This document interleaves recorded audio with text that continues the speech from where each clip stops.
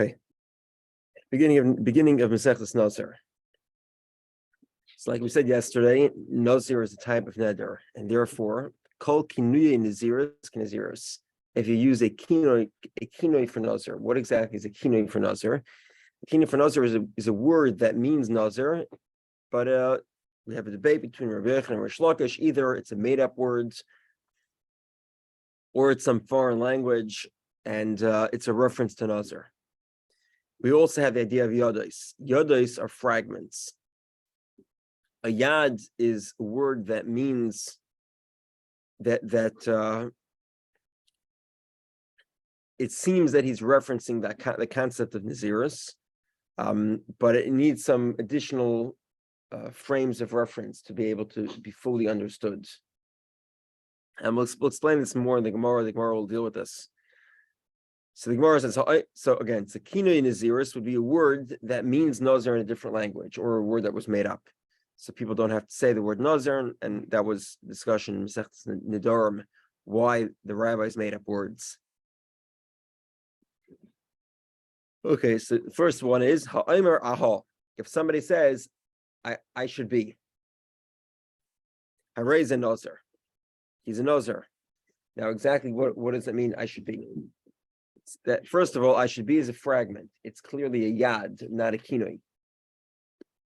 It's not a foreign word. It's a word of Aramaic, Hebrew. It's clearly a yad. We'll see in the Gemara that indeed it is a yad. And we'll also see in the Gemara that we're talking about a scenario where there is a fellow who is a Nazir who's walking in front of him. So you have this fellow, you could imagine he's wearing long hair. He's probably spiritually elevated. Instead of wearing one black hat, he actually is wearing 3 black hats. And the guy's walking past and he says, I should be like him.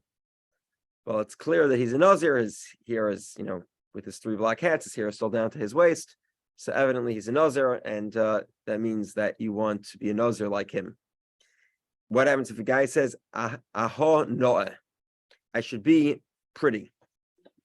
Now, obviously here, pretty means some sort of spiritual beauty. And we'll have to see exactly why that's a reference to Nazir. We'll get to that later today in the Gemara.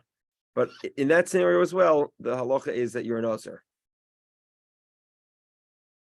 Yeah, we'll soon see. We'll see. The Gemara says it's talking about a scenario where he grabs onto his hair and he says this hair is going to become pretty. Which is sort of a fragment. It's a reference to him becoming a Nazir. Okay. Are we in the actual text yet, right? Yeah. Second line. If the guy says nazik, naziach, paziach, he used these either they're made up words or they're foreign languages. They're all a reference to Nazir. These are example of kinuyim. So he says the word Nazir, he just says it in a foreign language or in a made up word. Harei a Nazir, you become a Nazir. Let's say there's a Nazir sitting in front of him and he says, Hareini kazeh, I should be like this person. Or what happened was he says, Hareini misalsal, I'm going to grow long hair. Hareini mechalkel, I'm going to let my hair down. Harei alayla shalech para, it's going to be my obligation to let my hair grow. All these are sort of yodos, the references to Nazirus. Harei a Nazir, and he become a Nazir. Now, as we said, when somebody finishes Nazirus, what's his obligation? His obligation is to bring sacrifices to end his Nazirus. What happens if he says, Harei alay tziparim, I'm accepting to bring birds. In other words, he doesn't say he's accepting Nazirus, he's accepting to leave Nazirus. In other words, he says, I'm accepting the sacrifices that one does when he leaves Nazirus, when he ends Nazirus. So this is an interesting one. Is that considered a reference to Nazirus or not? Now remember, this is very important. We'll see this in the Gemara again. You need to speak out the words of Nazirus. Nazir is lahafli. It has to have a hafla. Hafla means you have to verbalize it. If you don't verbalize Nazirus, you're not a Nazir. You can think it in your heart from today until tomorrow, and you do not become a Nazir. Nazir needs to be verbalized. And obviously the question here is, does a verbalization of the conclusion of Nazirus, is that a reference to Nazirus itself? Is that a sufficient verbalization? In all the other scenarios, either he verbalized Nazir directly, or he used a made-up word, or he used enough fragmented words that we have sufficient awareness that he was referencing Nazir. We still have a verbalization. Is a verbalization of the conclusion of the Naziris, is that sufficient? So the Gemara says, Rameir Nazir. Rameir says he does become a Nazir. The rabbis say, Ain a Nazir, you do not become a Nazir. Okay. Says the Gemara, Michti, let's examine our Masechta. We're learning here a Masechta about Nazir. Tana b'seder noshim kai. We're in the middle of an order, focusing most of the rules on women. Right? We learned about Yevamis, which was about Yibum. We learned about Ksubis, which was about a Ksuba document. Right? Right. Now, it's true that Nidorim doesn't directly pertain to women, but there's a lot of Nidorim that does. We have the story of the father and the husband that nullify Nidorim. Right? Mhm. That's clearly very much in relating to women, and not only that, most of the story of Nidarim in the Torah is in the parasha relating to a woman or a girl. The Masechta concludes with Saita, which is an adulterous woman. Gittin is divorce, and Kedushin is marriage. The only Masechta that really doesn't belong here is Nazir. What's it doing here? My time at Tani Nazir. Why is Nazir in the order of Nashim? So the Gemara says, now remember, both a man and a woman could become a Nazir. So the Gemara says, Tana Akrokai. The compiler of the Mishnah, this would be Rebbe.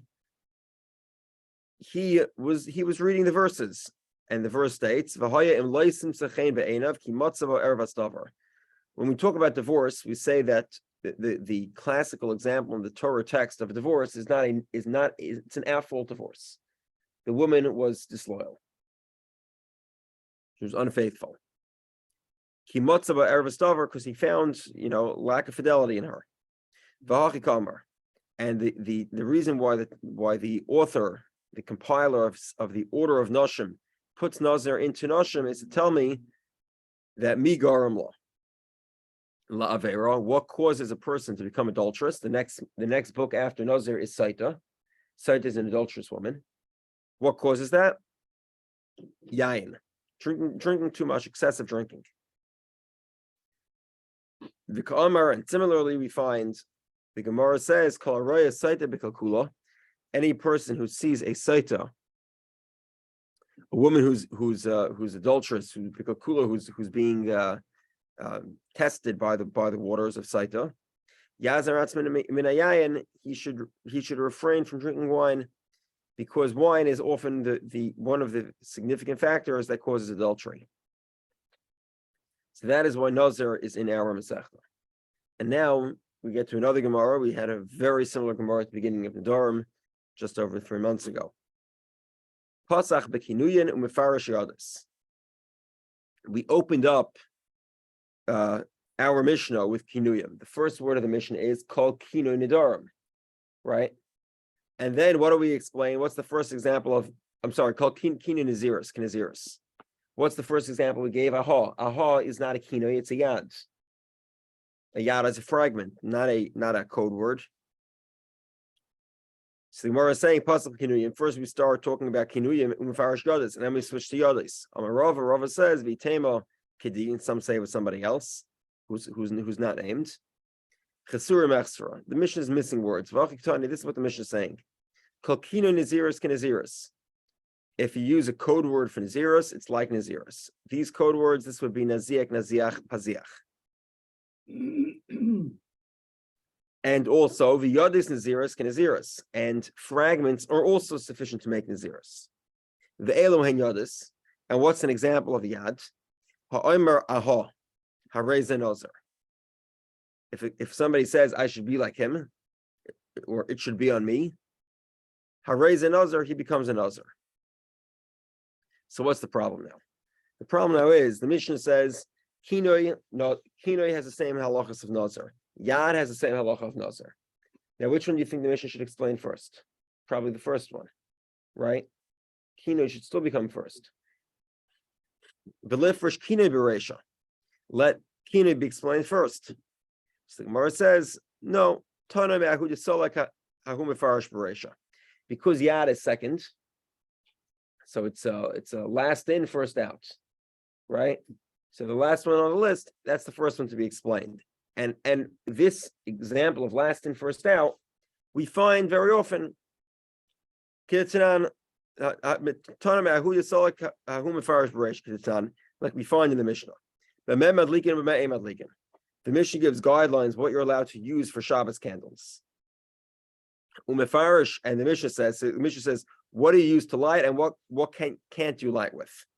And the first list in the Mishnah is what you can't light with. Again, last in, first out. The met timnim, what can you? Hatmana is the idea of hatmana was a way to keep food warm until Friday night. And what you do is Erev Shabbos, you'd have a hatmana box. It's a big box. You fill it with insulating materials. You put your pot in, surrounded by insulating materials, cover it with insulating materials, cover the box. And certain insulating materials you're allowed to use, certain ones you're not. Primarily, you're not allowed to use ones that add heat. And this would be things like plaster as it's curing, which can get very hot, or coals, coals, hot coals. And what happens? The Mishnah says, what can you do atmana with? What can't you do atmana with? And which one's explained first? Last one, right? Last in, first out. Mefarish ain't time liberation. Sorry? Last hired, first fired.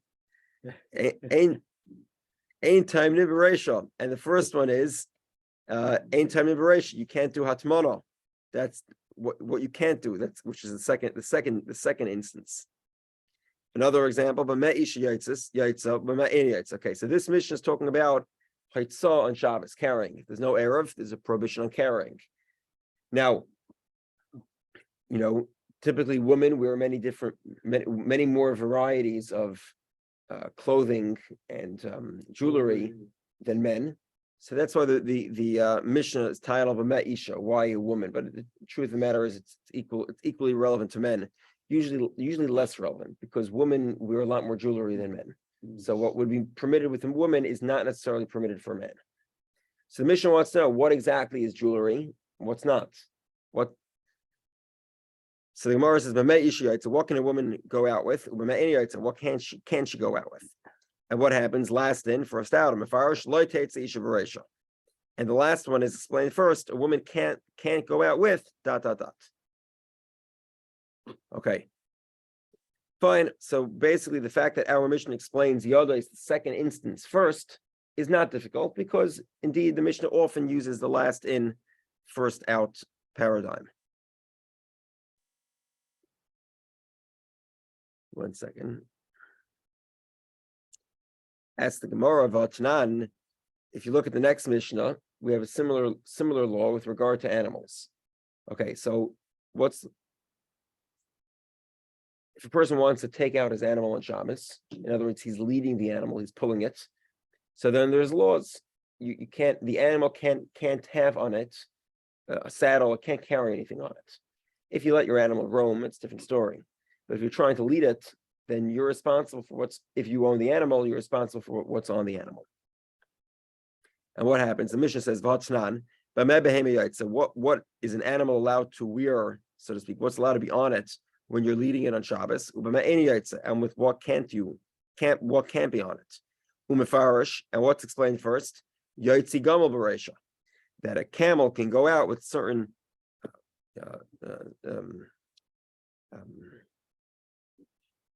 Certain what you call a bit, I guess. What would that whole category be called? With a curb, What's dromedary with a nose ring. Yeah. What's that category called? It's Bridle? No. The whole category. It includes bridles, bit, tackle. There we go. There you go. Tackle. Which tackle can an animal wear? And the Mishnah lists the types that it could wear before the types that it can't wear. And that's because the first one is the first out, and not the last one being the first out. right? It's FIFO, first in, first out. The first one listed in the Mishnah is what tackle can an animal wear? And then the Mishnah explains that one first. What exactly is it? These are the examples. Okay, another example, Yesh Neichlin Umanchilin, Neichlin Veloy Manchilin. Okay, this is an example of who inherits and what the categories of inheritance are. So the first category is Yesh Neichlin Umanchilin. This is basically a son. A son gets inheritance, and his father also inherits him. If a person doesn't have any children, his father inherits him. If the father is dead, then the father's inheritors inherit him. So, for example, you have somebody who has a son who has 5 sons. One son dies without kids. Father inherits him. Let's say the father dies. Who inherits the father? The remaining 4 sons. So even if the son dies and the father is already dead, the 4 sons are going to inherit him as well. That's an example of Yesh Noichlin Umanchilin. The son inherits the father, but the father also inherits the son. It's a 2-way relationship. Noichlin V'loy Manchilin. There's an example of inheritance, but it goes down, but it doesn't go up. This would be sort of a son inheriting a mother. Let's say she was divorced. And then there'd be Manchilin V'loy Noichlin, Loy Noichlin V'loy Manchilin. Umefarish, and the Mishnah explains Elu Neichlin Umanchilin Bereisha.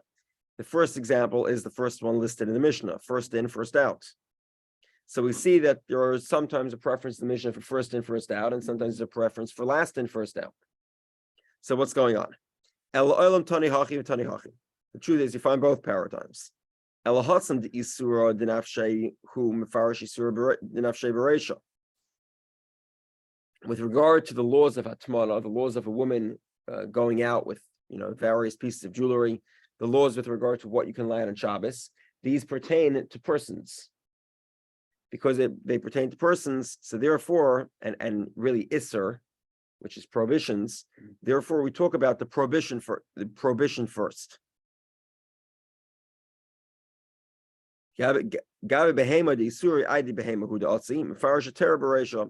Because when you're leading an animal, the prohibition comes only through the animal. So therefore, we talk about what's permitted first. Top of the base and the base. By inheritance, because the most traditional form of inheritance is a son to a father, therefore that one is listed first. So the Gemara says, if that's the case, so if that's the case, why in our Mishnah is Kinoi Nidarim not listed first?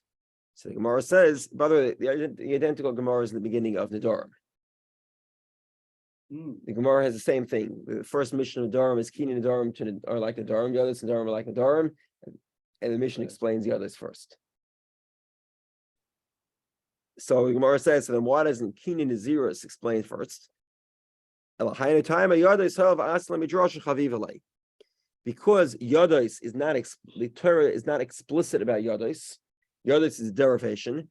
So the Tana likes he liked learning a lot. So he gets to learn. He gets to darshan from a pasuk. He gets to explain a pasuk. So he enjoyed it more. So that's why he put it first. Samara says if he likes darshan, if he likes explaining the psukim so much, so why didn't he choose Yodos as the first line in the Mishnah too?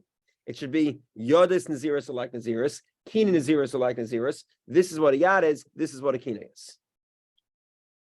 So the Gemara says, so let Yad be the first item in the Mishnah instead of Kinoi. So the Gemara says, Tanaki Maskal Maskal Ba'ikar. When he starts off Nedarim, he starts off with the main Neder. When he starts with Naziris, it's the main Naziris, which is Nazir and Kinoi, and Kina Naziris. However, but when it comes to explaining what exactly is a nazir, then he chooses to explain the one that is a drasha. It's derived from the pasuk, and therefore is mefarish Yodas Bereisha. He explains Yad first.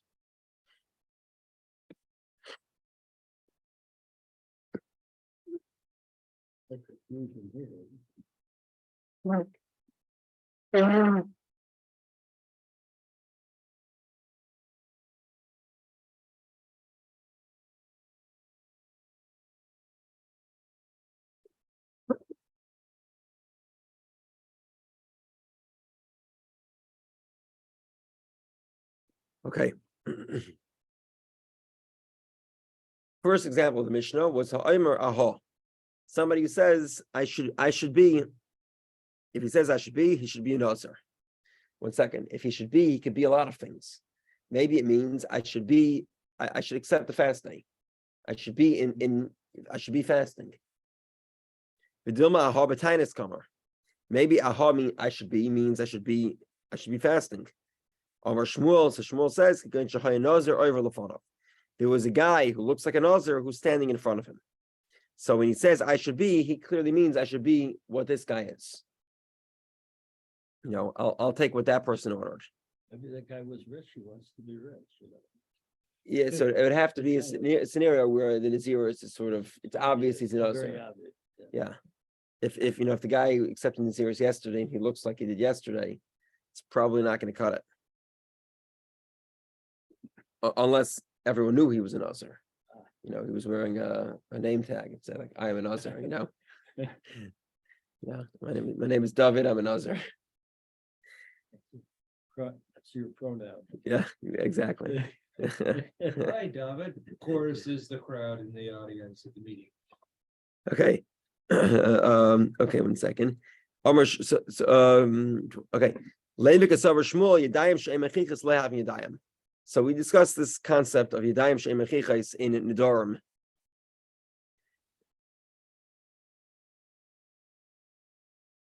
Let's say that Shmuel holds that Yadayim She'em Mechichos mean Yadayim is a fragment. Now there are Yadayim Mechichos, Yadayim She'em Mechichos. There are fragments that clearly are telling us something, and there are fragments that are not. So let's presume here that the message of Shmuel is that Yadayim She'em Mechichos lehavin Yadayim. 1 second. That if the fragment is not evident, then it's not sufficient enough to be considered a haflah.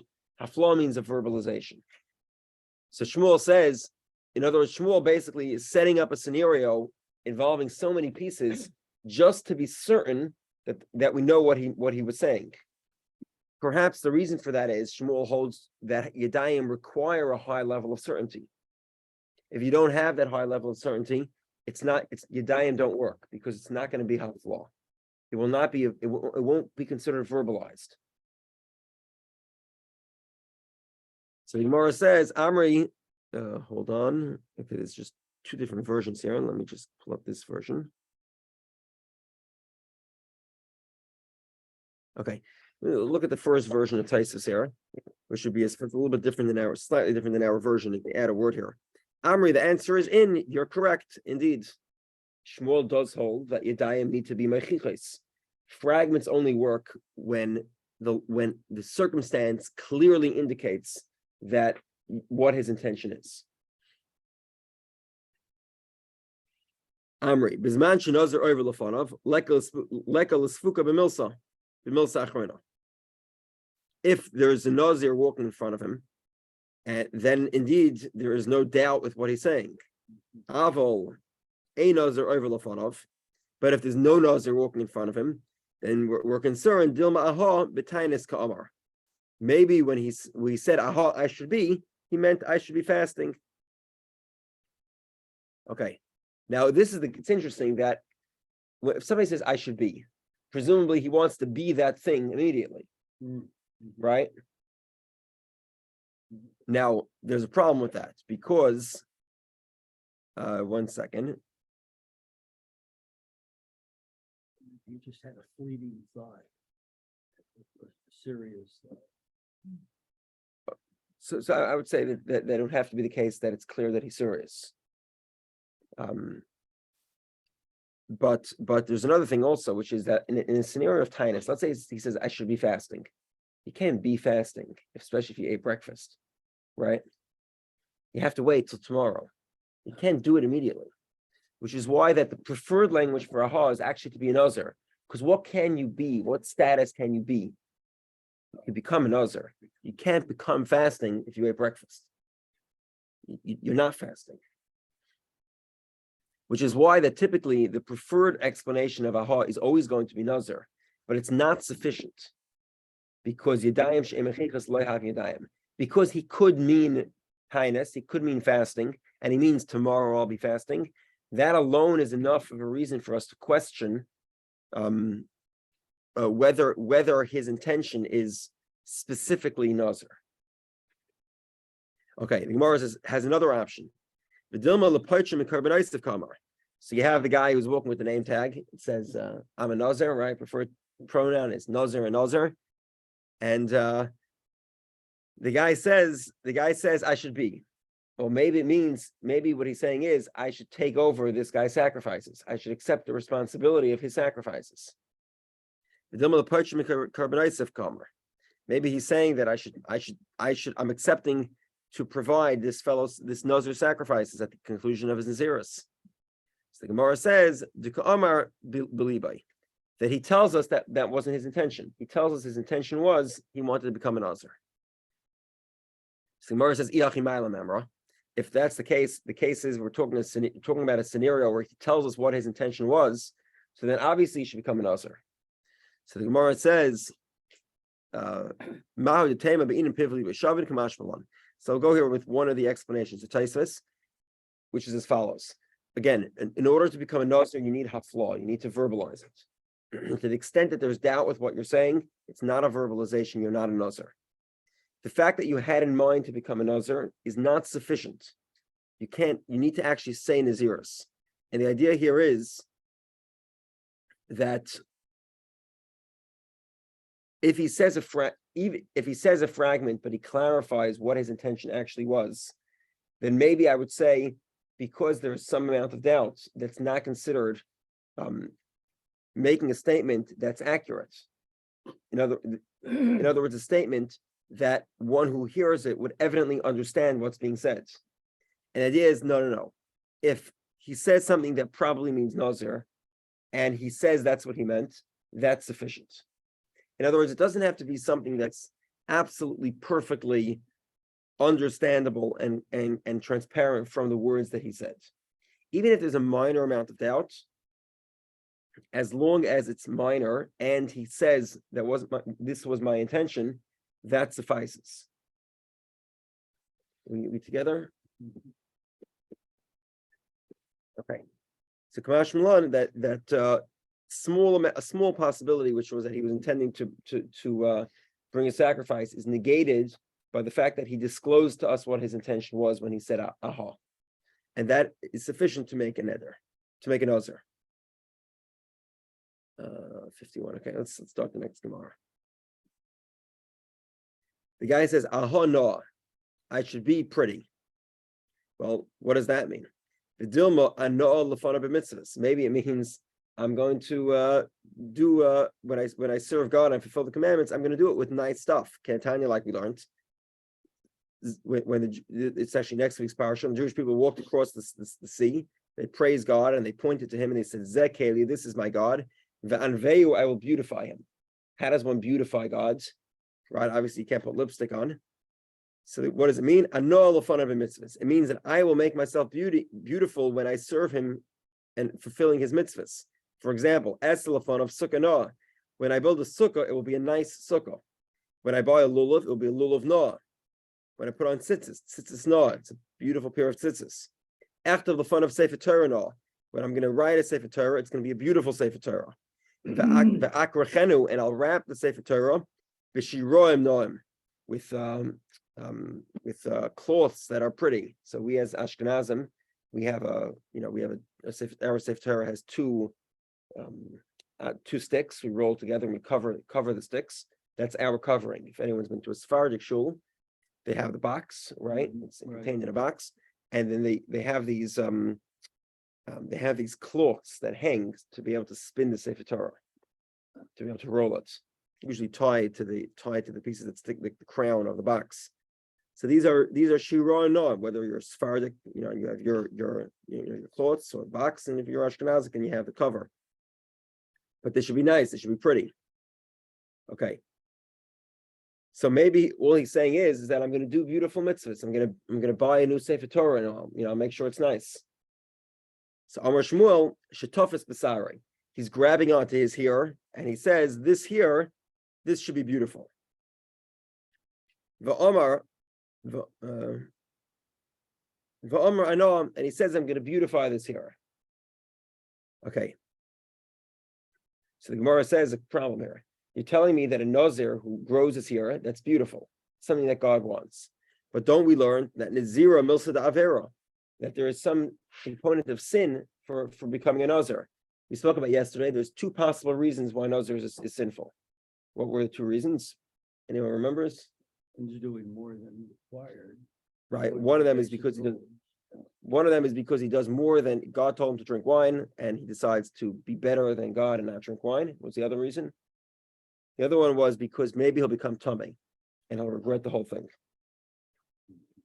So Nazira milsa avero, the Amrina le'noah, and you're calling it beautiful. So Gemara says, indeed, incorrect. The afilu the Rabbi Lazar Hakfar, the Amr Nazir Chayta, even Rabbi Lazar Hakfar that says that a Nazir is a sinner, Hani mili gabi Nazir tummy. That's specifically a Nazir that becomes tummy, because what happens is he regrets the whole thing, and then maybe he should never become a Nazir in the first place. The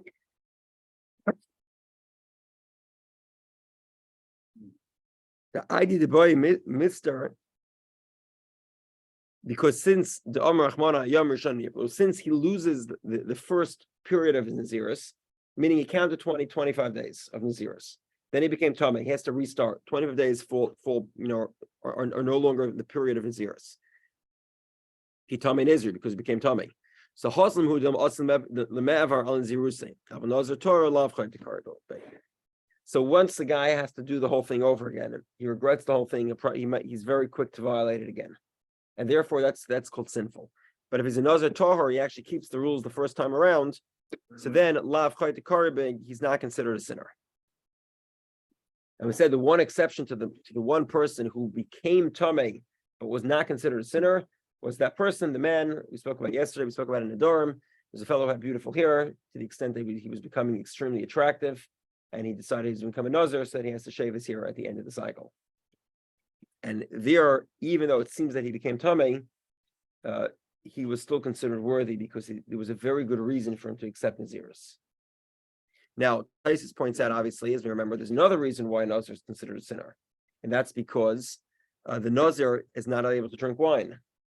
So I can't say I fully understand this, but it's not like it's that hard, not that difficult to understand. Taisa says it's sort of there's a mini sin, which is you can't drink wine, and then there's a big mitzvah, you become a Nazir, and the big mitzvah overrides the mini avera, the mini sin. So therefore, it's considered a very minor sin. Whereas the component of a Nazir becoming Tamei and actually sinning, that's considered much more severe, and it overrides the big mitzvah that Nazir is. Right. Okay. See everyone tomorrow. So when he makes the fragments of the short expression,